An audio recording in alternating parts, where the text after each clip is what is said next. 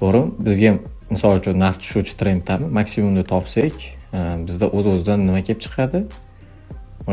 Minimum kelib chiqadi, to'g'rimi? Minimum kelib chiqadi. Bu yerda mana bunaqa trend bo'ladi-yu.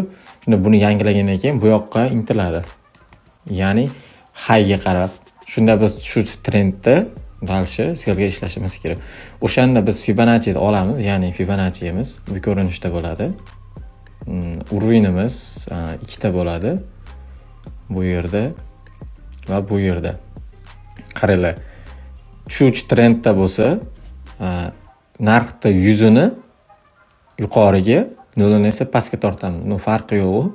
Asosan mana 100 holatda tepada deb olsak, to'g'rimi? Maksimum. Bu 79 urvini bor. 70.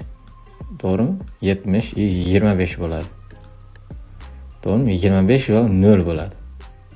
Ya'ni aynan mana shu 100 bu maksimumga mana 100. Fibonacci'da 100. 0 esa bu yerga. Shunda biz o'z-o'zidan bu joyda 70 va 79 holat kelib chiqadi. To'g'rimi? Yuqorisida 79, ya'ni pastida esa 70.